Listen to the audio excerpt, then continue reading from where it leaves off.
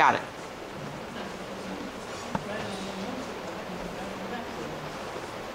Okay. Apologize for the weather. I don't have much control over that. However, I will give you this much. We do have somebody that's going to put our driveway in for us. I'm hoping it gets finished before the regular next meeting, which is our regular schedule in April 12th. We'll talk about that here in just a few minutes, but we should have it finished. He's going to put me a nice grade, and we'll get. Anyway, you won't have to worry so much about the mud. I can't do much about precipitation. That's in somebody else's hand, and I'm not afraid to use the word. That's in God's hand. So. We'll let him take to that, because if I had control of that, we'd really be in a mess. So I don't want any part of that. We'll just let him take care of all those things for us. So I do apologize for that. I did get some stepping stones put down there. Hopefully you can use those and not get quite so muddy, and having maybe a little bit more sure footing when you step. But we're looking forward to getting that finally done and completed, and then I'll feel like we have a complete building. So it's just, anyway, some logistics with it. So, get started this morning, if you will. Let's stand, have pledge to the flag, and then remain standing and for a prayer. I pledge allegiance to the flag of the United States of America and to the republic for which it stands, one nation, under God, indivisible, with liberty and justice for all. Heavenly Father, we do thank you for this facility. We thank you for the opportunity to be here this morning. Father, we even thank you for the rain and the coolness that we had, because we know it's all part of your plan. Father, I pray that you be with us here this morning, that you would give us wisdom in the different things that we talked about, and help us as citizens of this great nation to do the things that we need to do to further your word, and you would get all the honor and glory for that. Father, we just pray these things in your name. Amen. Okay, well, welcome. I'm sure glad that you're here. I didn't exactly think we would get a full room. I was hoping we would. I'm always hoping to that. But I know this is kind of a special meeting. This is kind of extra meeting, and I wanted to have it for this reason. We got some things going on in April that I wanted to get some foundation set this morning. And it's been a long time since we've talked, since we've been together. So there are a lot of things that happened, and we don't have the time here today to get into. We'd be here all day if we did, but there are a few things we're gonna throw out there for you to think about, to consider, and just give you a little bit more knowledge, I hope, when you leave here today, because I think, as you do, that an informed citizenry is what we need in this country, and we don't have much of that. We're really kind of ill-informed, and we need to turn that around some way, somehow. If you have not signed in, please do so. I'm still concerned about my email list. I know there are names on there that probably don't want to be, and they need to let me know that. Or there are people that I don't have on there, and I need to know that too. I don't know why I'm having such a hard time getting that database put together, but with your help, we'll get that done. Also, just as a note, we are videoing the meeting. If you don't want, and it'll be put up on the internet. So if you have a phobia about that, you feel bad about that, you don't want that to happen, we made some seating available for you, so you don't have to be your face it up to appear on the internet. So nobody will have a problem with that. If you'd like to sit over there, that's fine. No issues at all. The handouts, be sure and take a look at those. We've got brand new ones this time. I think all of them do, not repeats. A couple of pretty important ones. We have one. Republican candidates for office that are running. This lists all the candidates that we have here in the county, as well as the state ones. So you want to pick that up, take a look at that, and I'll talk a little bit about that a little later on, one of the agenda items later. And then we got some other things that are kind of informational. Unfortunately, this president, or fortunately, gives us a lot to talk about, doesn't he? Globetrotter in Chief, there's a handout there that gives you a comparison of this president compared to others going back to Eisenhower, how much he traveled, what their trips were and things. The one thing that's not consistent through this is costs, because the dollars are different in Eisenhower's day, obviously, than what they are today. And so I didn't have that available to me, but there is one on here, 2013. Cost of operating Air Force One was about $228,288 per flight hour.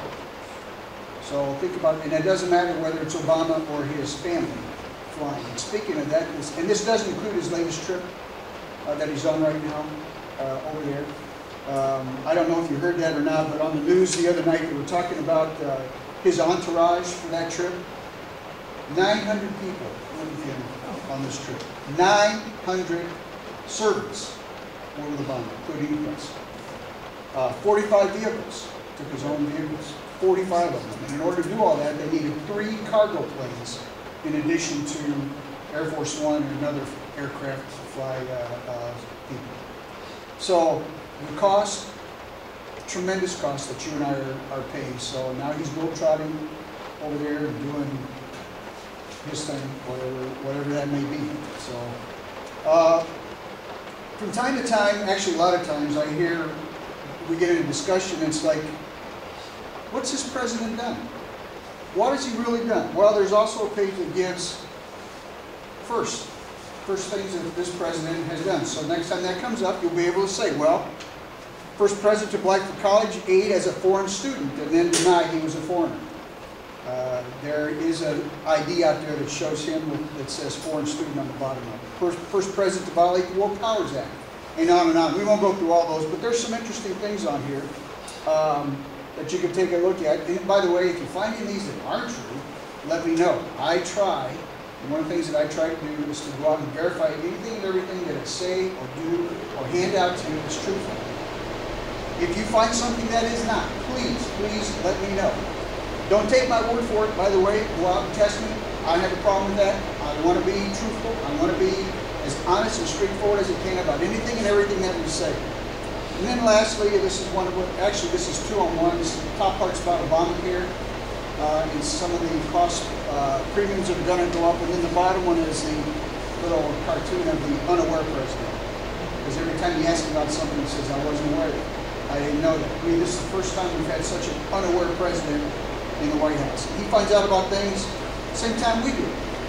I don't know if I do. I'm not encouraged by that. He should definitely know before me, before we hear about it on the news. So just some things to look at, some things that I think you might find very interesting. The agenda today is also back there for you to look at. I want to give you some comments here this morning. Give you an update on what there is under Common Core. 2 things on Common Core you have probably already heard about. What we're doing here in state, and we'll look at that real briefly, and then we'll talk a little briefly on some of the things happening nationwide. The third item on here is where I get some interaction from you, our path forward, the upcoming elections. It's a big announcement where our website is, and we'll take a look at that because I think it's pretty cool, and we'll talk about that. And then there's going to be an event in Westport on April 24th. So, having said that, having done that and gone through all those things, I'll try and keep my comments brief this morning. This is my teleprompter. Okay. Now, I have this for a couple of reasons. I don't want to forget something. Now, I can always use the old outline kind of thing, which is what I was taught to do in school and the business meetings and things, and they work pretty well. But what I found myself doing was that even though I put the outline down, I'd start writing lots of things with it. So it's like, why do that? And then sometimes I wouldn't remember or recognize my writing or the script that I wrote or whatever it is, and I wouldn't know what it was. So in order to keep that from happening, I type out what I'm going to say. Okay, so that's what this is about. I apologize in advance for that. Like I said, this is my teleprompter. If the president can use one, I guess I can too. And I won't necessarily use everything that's in here, but these are all the things that I found on the different subjects. The other reason I do that is, should something happen to me, get up in the morning with migraine or anything else that might happen, Norma can carry on because it's all right here. All she has to do is read. Okay, so things will carry on with or without in that regard in that respect. So I appreciate your patience with that as well too, because I do have a tendency to have lived from time to time, get ahead of myself on some things. So there's just so much to say, so much to do, so much that we need to look at with this. It's just, we live in a great country, and that's what this is really about. So, let's get going. Terrorism, slow recovery of our economy, $17 trillion in debt. China, Russia, Iran, North Korea. These are just a few of the threats that we have to our national security. And they really should be a concern to all of us. But the fact still remains that all of these dangers, all of these things have one thing in common. Apathy that's been introduced by the elites that we have in our government. Don't worry about it. We'll take care of it. It's not a big deal. Remember the comment about the Muslim Brotherhood? They're just a bunch of guys sit around that play cards. Really? They lure us into this apathetic thinking that everything's okay, we got it handled, we got it covered. Not the case. The biggest threat we face today is a determined pressure from these political ideologues who would undermine the very basis of the one thing that made this nation so great: American exceptionalism.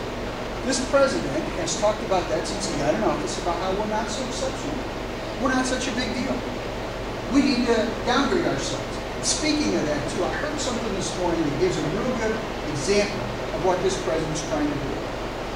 In Plymouth, Michigan, Plymouth, Michigan is a sub of Detroit. It's on the west side of Detroit. Athletics over the year, when I was in school, man, school paid for everything. Uniforms, shoes, socks, basketballs. I didn't do anything except show up for practice and hope we get to play. I pulled splinters out of my butt sometimes because I had to sit the bench for whatever reason. But other than that, the school paid for everything. Today, it's not quite that way. With some of the restrictions and costs, parents have to pay for some of those things. Plymouth, in Plymouth, Michigan, is a yuppie community. They have lots of money.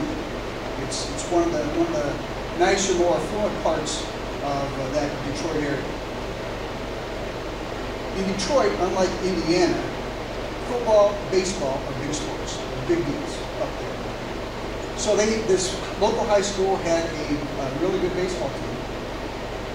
It became almost a club setting where the parents had an organization for doing different things for them, buying shoes or uniforms, helping out where they could. The parents had to pay a fee into it. They decided that the baseball diamond wasn't nice enough, wasn't good enough. They didn't have any place to sit. They had one of those little chain link fence, and you pull up in your car and sit in your car. A lot of parents did. I was guilty of that, and my kids were playing up there. You couldn't see because chain link fence was in the way. So what the parents decided to do was do fundraisers and things to raise money and build an actual baseball diamond for this high school team, which they did. About 6 years ago, they completed it. Parents donated the money, they donated the time, they went out and got the materials. They did it all themselves. Beautiful board, beautiful seats, nice setting with the diamond and things. Well, Proposition 9, does anybody know what that is? Proposition 9 from the NCAA says there has to be equality between boys and girls sports. So you offer scholarships for girls, for boys, you got to do the same thing for girls. You do this for the boys, you got to do the same thing for girls. Now, consequently, what happened was a lot of sports were done away with because they couldn't afford to do that. They said that somebody on the girls' side complained that this baseball diamond was a whole lot nicer than the softball diamond was for the girls. Now, any logical person would say, let's make this a better diamond for the girls. Not the case. They complained about it to the Civil Rights Organization and the current administration. Took it to court. They deemed that you had to tear out this baseball diamond. So they destroyed the baseball diamond, tore it apart, so that there would be equality between boys and girls. Now, I gave you that story. I didn't want to maybe I should have said this. That's what we're up against in this administration. Instead of making each and every person come up and get better, we're going to tear down these guys so that everybody's the same. Does that make sense? And unfortunately, we have an administration, not just the White House, but a whole administration, a whole legal or legislative process that's sitting there letting it happen. Congress and Senate alike. That's where we're heading, and that's what's going on. Okay, back to my notes. Liberal partisans dismiss the remarkable achievements that were made in this country. That's one example there. They dismiss the achievements of our founding fathers. There are two documents that are just incredibly, I can't get my arms around how great they are. First is the Bible, written by 40 different people at the inspiration of our God, 2,000 years ago. That book is still valid today. It hasn't changed. It has the same meaning. It has the same purpose. It gives us the same instructions. The other one is our Constitution, written by 50-plus individuals over 200 years ago, and it still holds today. The only thing you can say is that it was God inspired these guys to write a document that could last that long and still be as valid today as it was then. Those two documents. The creation of a nation, unlike any other on the planet, was a result of those men and the inspiration that they had. A nation that encourages independence and individual achievement, not group, not we got to be equal, gives you the opportunity to excel. That's what this country is great for. What has resulted from all this steady erosion of confidence among the less informed members of our country, some people call them ill-informed voters, who are told that there is nothing terribly special about America. They're told that government was created for the purpose of providing guidance to their everyday lives. The government will take care of their every need. All of this will be theirs as long as they vote for the right person. Oh yeah, there's one more thing too that they seem to ignore today. Our Constitution begins with 3 words. We the people, not we the government. People. Now, early in its life, this nation fought 2 wars with Great Britain.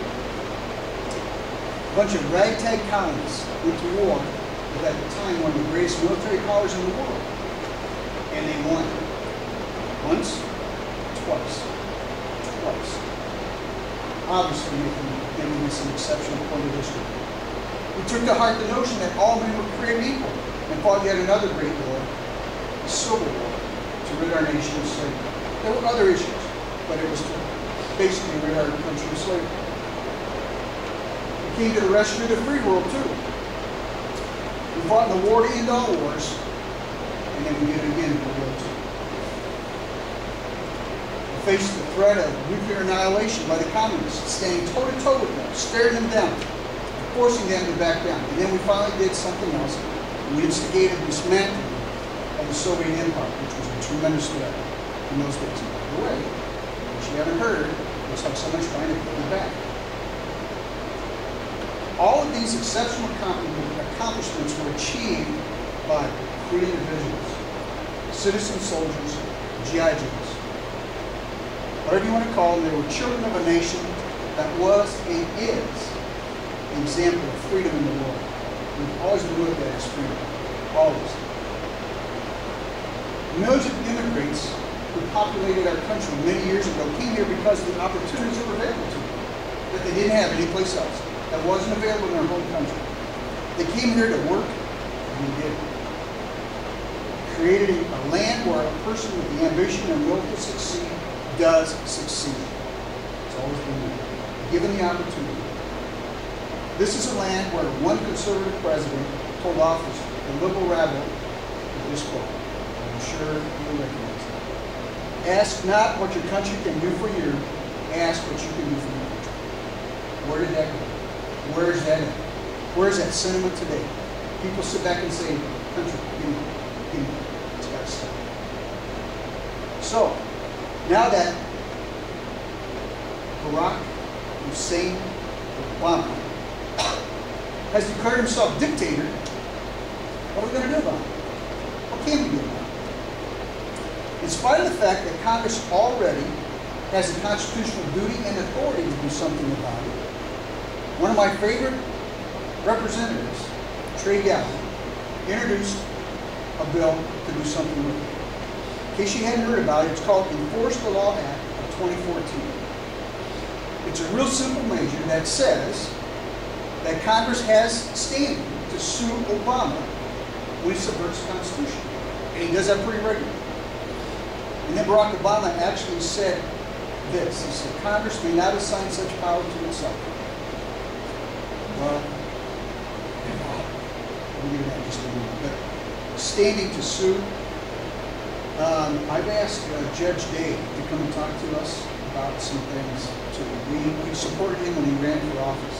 He's a great guy. He's doing a super job out there where he is. So I've asked him to come and talk to us in one of our future meetings. So I'm going to ask him to kind of seal in on this standing thing so we all understand what they've done. But one thing is clear, Barack Obama thinks are constitutional is unconstitutional.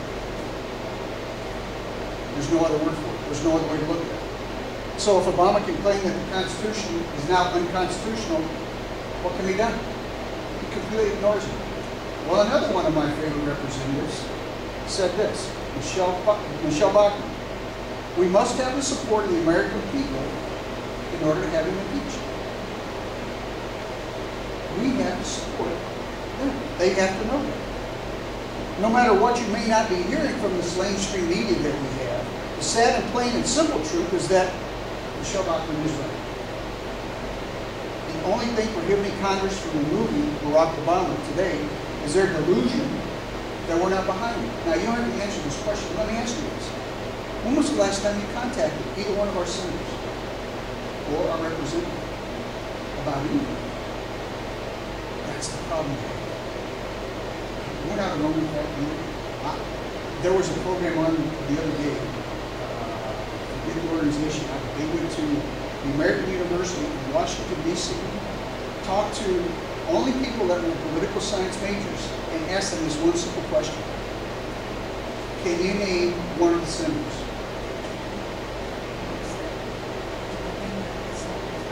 You know how many did it? None. Not one. And these are kids in college for political science degree. What are they being taught? Where's this education coming from? What in the world are we doing? And these are the leaders of tomorrow.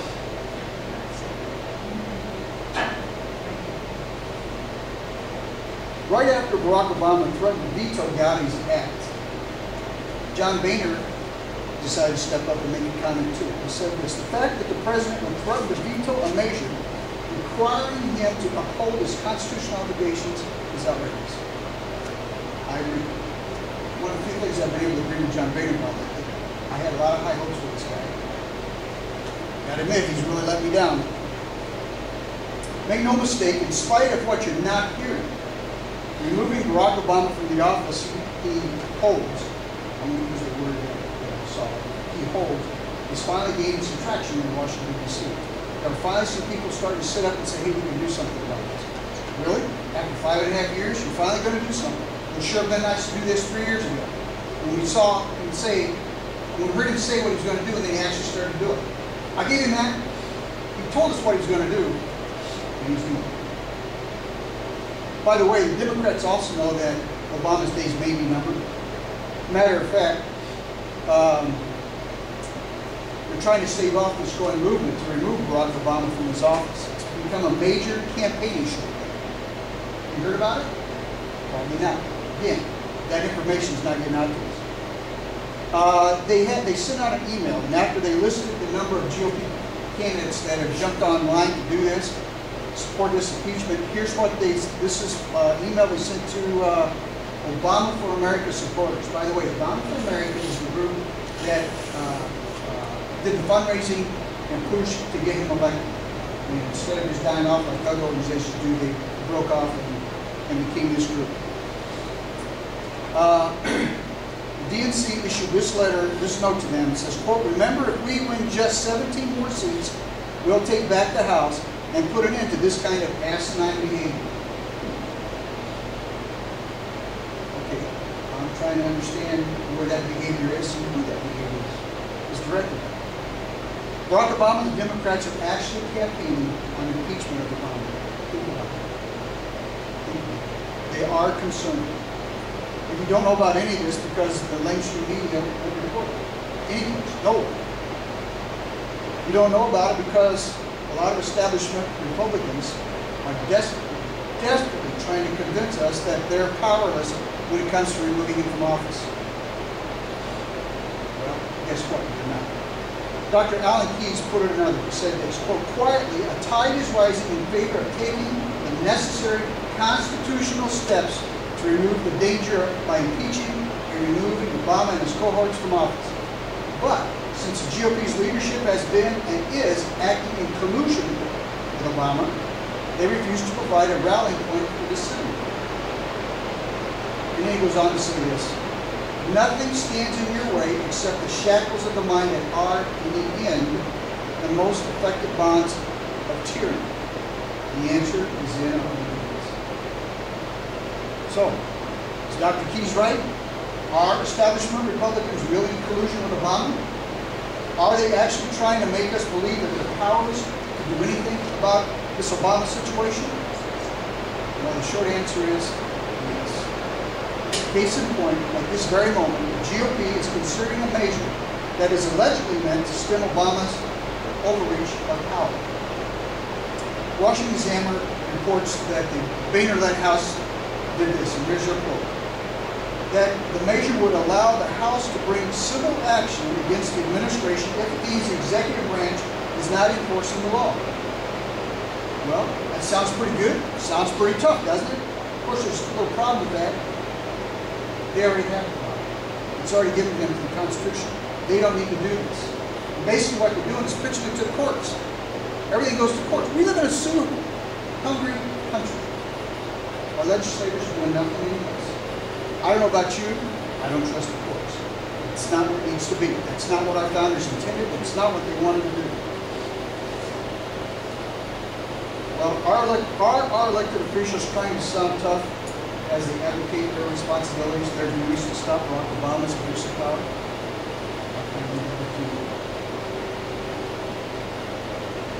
Now, recently,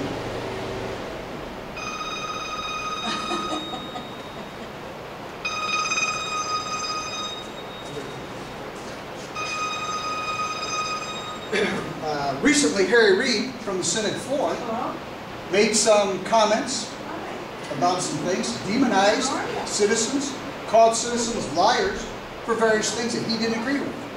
We're not going to get into the Obamacare issue on that one, but what I do want to point out is that here's the other side of the fence. They're demonizing American citizens for doing what they have the right to do, including you. But there's no recourse when he does it from the floor. He's exempt from prosecution, slander in this case. Now, by demonizing the Koch brothers for giving all that money that he alleges that they're giving, there's another name that we haven't heard for a while. Is George Soros ringing any bells? Well, he's making his move, tripling the amount of money he spent through his Open Society Policy Center. And he's also agreed to co-chair the Finance Committee of something called, are you ready? I think I am. It's called Ready for Hillary Super PAC. That follows $100 million in spending on immigration reform and millions to infiltrate higher education universities. By the way, his groups, from what we can see, are generally dedicated to destroying what we have in this country. The institutions, the foundations, all the things that we have, everything that he does. Soros has donated 50 times, get this, 50 times more money to universities than the combined donations of both Koch brothers. 50 times more. And Harry Reid says the Koch brothers are the biggest difference. Because Soros finances Harry Reid, I suspect. Anyway, we're fighting against George Soros and the ideologies that he represents, where America is destroyed from within through things like currency collapse. You're hearing a lot about our currency and the different things that are going on there. Economic implosion. Our economy is not recovered like they said it has. We still have issues. We still have problems. And by the way, George Soros is a convicted felon. I don't know how many people know that or realize that, but in 2002, he was convicted of insider trading in France. He did some other things there to destroy the monetary system with silver trading that he was doing at the time. While Hillary and Barack publicly castigate Wall Street, remember talking about how bad these guys are, how we need to make the changes, how we got to get rid of them, how we got to change this whole system? Behind the scenes, they're bankrolled by a man convicted of insider trading, the very things that they're accusing Wall Street of. And by the way, a lot of the ponies in Wall Street are chipping in because they're getting trillions in bailout money and other things. It's all a vicious circle. Somehow we got to cut this cancer out of our country. Well, let's think for a minute, what would happen if George Soros succeeds in what he's doing? Just a couple of things. The Supreme Court would be stacked with activists, far-left judges, as if it's not today. What did Obama do with the two that he appointed? But it could be worse. government by executive order is pioneered by Barack Obama. Now, executive orders aren't anything new. Don't misunderstand me.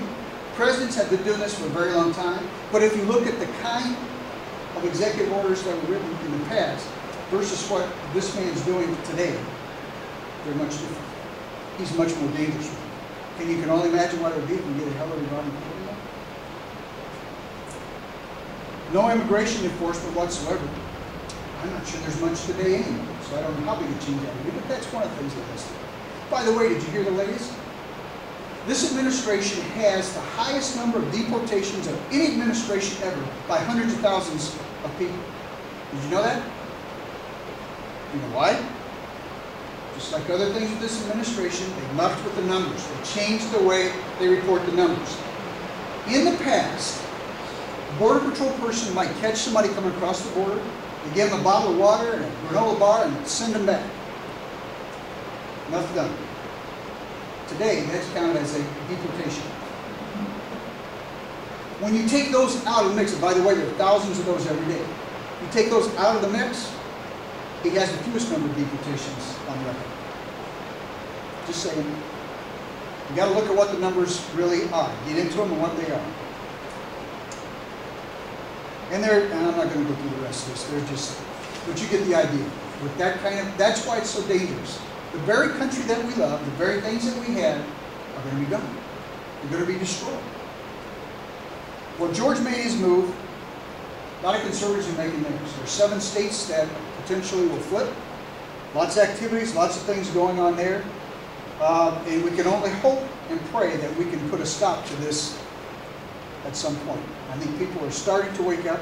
It's one of the reasons we have a Tea Party. It's one of the reasons you're here today. You need to spread that word as much as you can. A couple other things, and then we'll I'll move on to something else. The internet. You heard what's happening with the internet? Barack Obama just announced he's going to give the internet to the United Nations. Does that give you a warm and fuzzy feeling? United Nations. But you know what? Congress has the power to stop it. So why haven't they? Where are they at? What are they doing?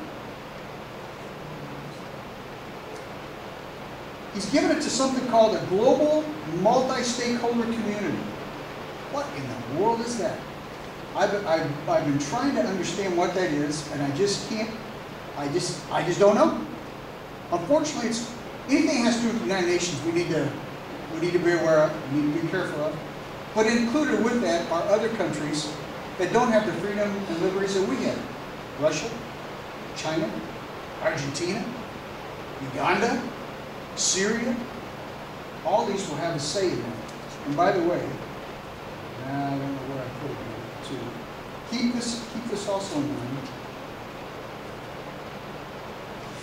Anything that can be regulated, and this can be, and will be, when these guys take over, can be taxed. The ultimate goal is to charge you for your web access, your internet access. So the things that we've enjoyed, and by the way, our country is the one who put this together. Why in the world he's decided to give it away goes right back to what I was talking about with the baseball diamonds. Instead of bringing these people up, we're going to tear these people down so everybody's equal. To what purpose, to what end? I don't think anybody can understand this guy's mind. And it will be censored. National Review Online puts dangers kind of in perspective. It says this: as it stands, a tyrant is able to restrict access to certain parts of the internet in his own country, but he's unable to make a page or server or service disappear completely. With these people in charge, that may not be the case. So if you were, because the NSA and other agencies within the United States government have access and control over what you do on the internet, just wait till the United Nations, Russia, China, have their say in what we do on the internet. But again, our Congress does have the power to stop it. It's obviously shameful. It's another act of tyranny that this guy's done. Quote an article from Net Right Daily. It's up to Congress to reassert its power to regulate in this area. Before Obama gives away the internet to the international community at the expense of future generations' vital freedom of expression. They do have the right to stop this. It's one more freedom, it's one more liberty that we're going to lose. And of course, can't get away today without making some comment about our Second Amendment rights. So things are kind of ignored when we go to that. You listen to the things, and they use the atrocities that take place in our country for more gun rules and regulations. And by the way, we haven't heard much about that lately. I think that because they've shifted from guns to ammunition, if you're like me and you go out and try and buy ammunition, it's hard to find. It's hard to get. It just is. So they didn't have to take away our guns, they took away our ammunition, so you can't use the guns. But here's something that we don't hear much about. This is a little gun history. Some things I went into to find out about as I was going through this for today. In 1929, the Soviet Union established gun control.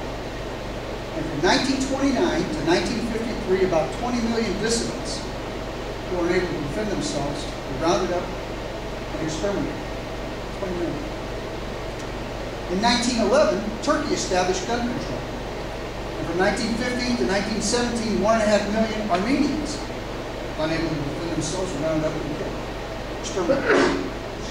Germany, you hear a lot about that. Germany established gun control in 1938. And from 1939 to 1945, a total of 13 million Jews and others who were able to defend themselves were similarly rounded up and exterminated. China established gun control in 1935. From 1948 to 1952, 20 million political dissidents were rounded up and exterminated. Another country you don't hear much about, Guatemala. Although I did see on HGTV there are people moving to Guatemala. What? Anyway, Guatemala. They established gun control in 1964. From 1964 to 1981, 100,000 Mayan Indians unable to defend themselves were killed. Uganda, great democracy in Uganda, they established gun control in 1970. And from 1971 to 1979, 300,000 Christians were rounded up and exterminated. Cambodia, gun control in 1956. And from 75 to 77, 1 million educated people, took the educated people, rounded up and killed them.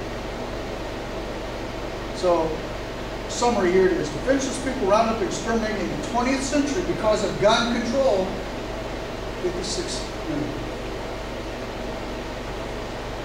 56 million. By the way, I didn't make this one this time.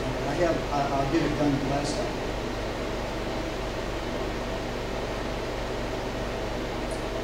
The United States ranks third in murders throughout the world. Third in murders throughout the world. But if you take Chicago, Detroit, Washington, D.C., and New Orleans out of that mix, guess where the United States is?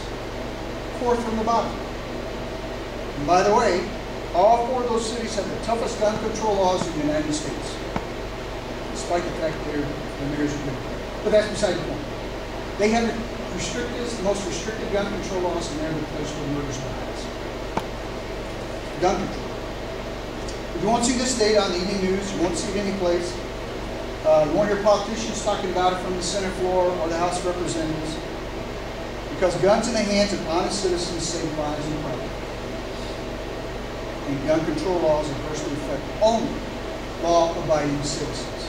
Criminals don't care. Gangs don't care. Drug dealers don't care. People like you and I. We try to abide by the laws. Take our guns and defense us. During World War II, the Japanese decided not to invade America because they knew most Americans were armed. Think about that. There's another country in the world who does it. Switzerland issues every household a gun. What a concept. But in addition to giving them a gun, they also offer training on how to use it. Proper use of that weapon. That's key too, by the way. Switzerland has the lowest gun-related crime of any civilized country in the world. Facts are there. They just choose to ignore it. Thomas Jefferson said this: I don't want you to go away from here feeling depressed. And I know that's easy to do, it's easy to happen. Sometimes when I go through this stuff, I just got to put it aside because it's just like, okay, I'm just going to shoot myself. But that's not the thing to do. Thomas Jefferson says this: being defeated is often a temporary condition. Giving up is what makes it permanent. We cannot give up. We've got to keep going. We've got to keep going. I talk, and I got to admit to you, on occasion I think about what our efforts are here. Is it really worth it? The answer is yes. We cannot give up. We've got to keep going. Besides, we do have to keep it. We have to keep it up. We have to keep these things out. We have to keep talking about it. And yeah, there are going to be people that are going to not like you. And one of the problems that we have as a group is the Tea Party, probably us too, is we have an identity issue. When most people hear the word Tea Party, right away they go, local politician went from Democrat to Republican Party. When he was asked if he was going to come to one of the Tea Party meetings, he goes, I don't want him to do that. Do with what? There's an identity problem. I think we're pretty nice folks. Each and every one of us are different. Each and every one brings a different personality and a different perspective. That's what this country's about. Diversity. That's what this country's about. So I don't want you getting depressed. We just have to keep on keeping on. We will make a difference. It will come about. Keep pushing that direction. We have to do that. Now, Common Core. Common Core. Here in Indiana, some great news. Governor Pitts signed into law that we were not going to do Common Core.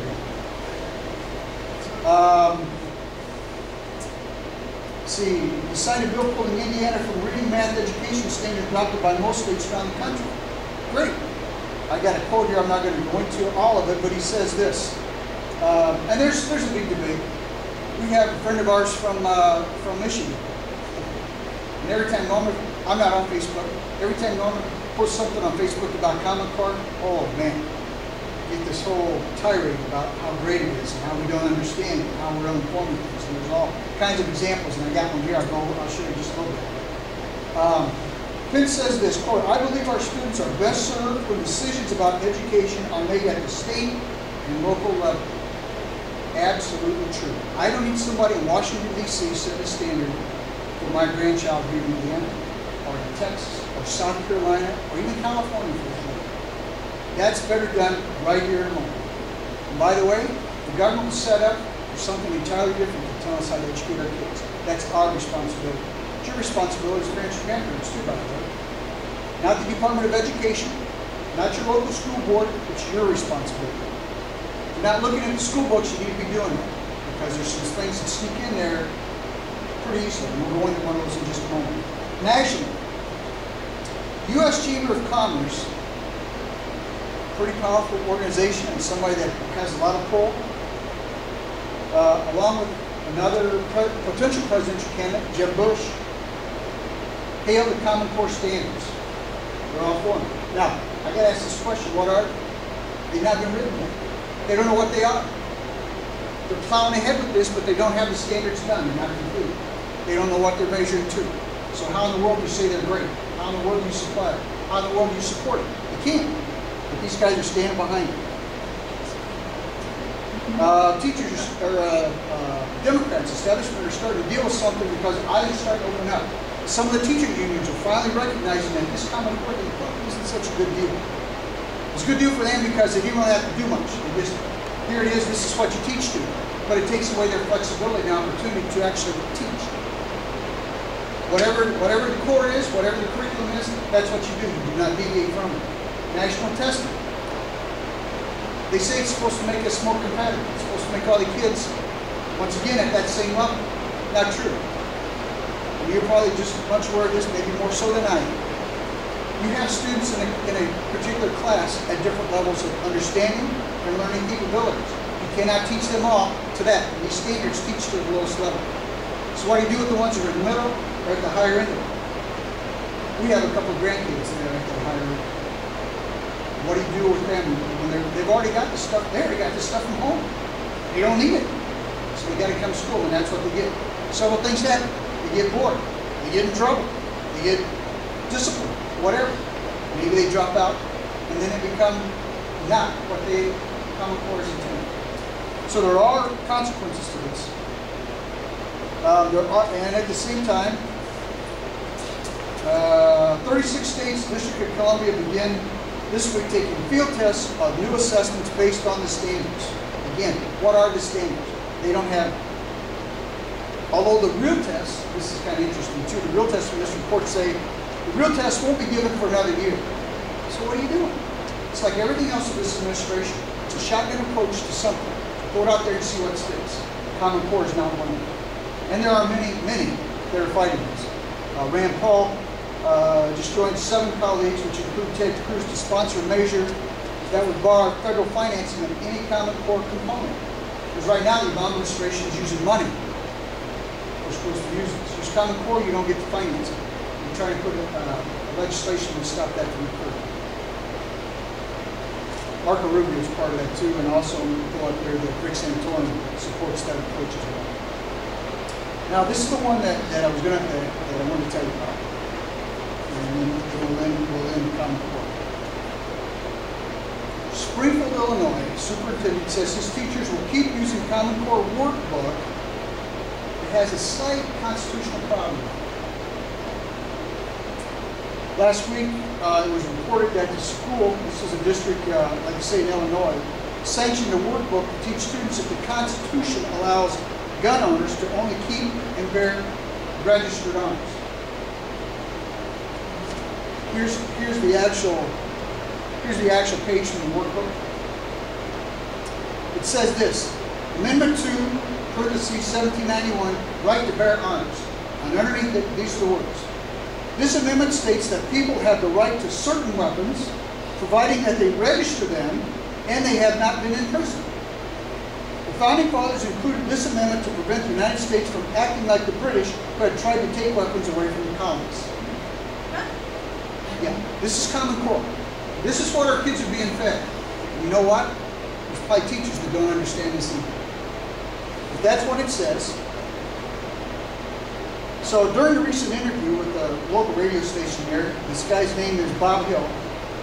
He says this: he will not stop teachers from using the book because doing so would be unfair and insulting micromanagement on those teachers.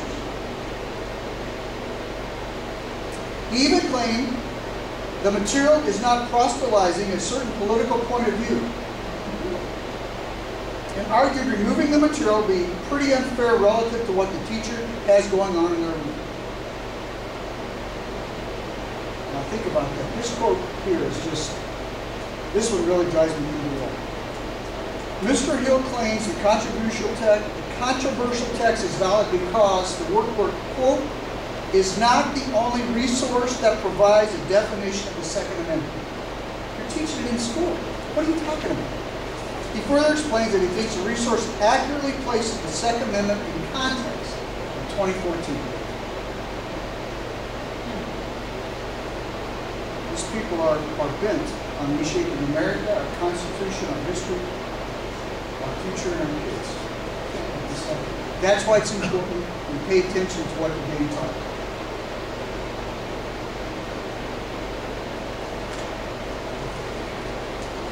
Second Amendment.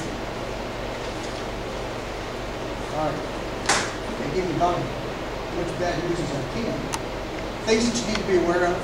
Things you need to know what's going on. And again, I try to verify all this information before I give it to you. We really have to be aware of what's happening in our country.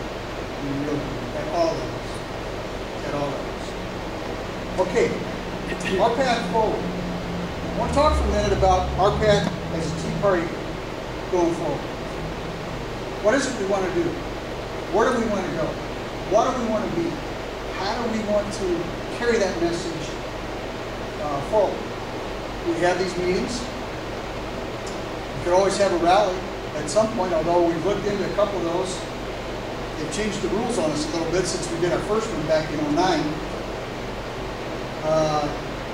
Courthouse and even the fairgrounds now require a liability insurance policy in the amount of $1 million before they'll let us use those things. So it's been kind of difficult to do. I've been approached by several different people that would like to come and speak because that doesn't happen. There's not a lot of things going on in this part of the state. So what I'd like for you to do is to think about those things. Get some of that diversity going for us here on what you think, what you feel would be good course of action for us.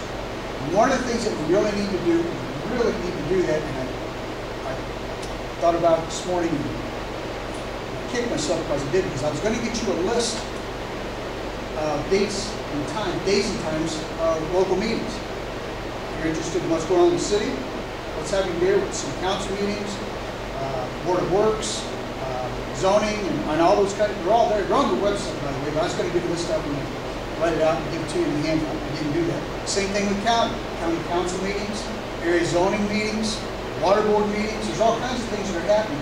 We need to be aware of. They need to be aware that we're there watching and paying attention. The few meetings that I've gone to, there's nobody there. Matter of fact, just to give you an example, last week or 2 weeks ago, we had that special BOAC meeting. 2 weeks ago on the special, last Monday night on the regular. Okay, there was a special meeting, and on that particular night, there was that special BOAC meeting, and there was another meeting, some kind of zoning meeting. Combination of those two meetings, you know how long they lasted? 10 minutes. 10 minutes. So it doesn't take a lot of time to go to the meetings, guess what I'm saying? Yeah, it may be an inconvenience to get there, but you need to be there and listen to hear what's going on. They had one issue in one meeting, there was a variance on something, I can't remember what it was. It wasn't a big deal, but that's the only item of business they had. They had the meeting and dismissed. BOAC had something going on a fuel system bids that they were going to do. Took care of that and moved on. So don't take long, but these are all things you need to be aware of, because in the end, it comes out of your pocket. These guys are making decisions that impact you, our community, our friends, our neighbors. So you need to go. Upcoming elections. This is out of the book from the Lincoln Day banquet of all the people that are running for office. I'd like to ask you this. I have 2 candidates coming to our next meeting, April 12th. Invite as many people as you can. Make sure everybody knows. I'm going to put out an email to it. I'm going to put it in the paper. There we have it. We'll put it up on our website too. But everybody you see, everybody you know, everybody you talk to, let them know. We have one of the candidates running for state treasurer. Don Bates Jr. is going to be here to talk to us. We have another candidate here. This is his name, honestly.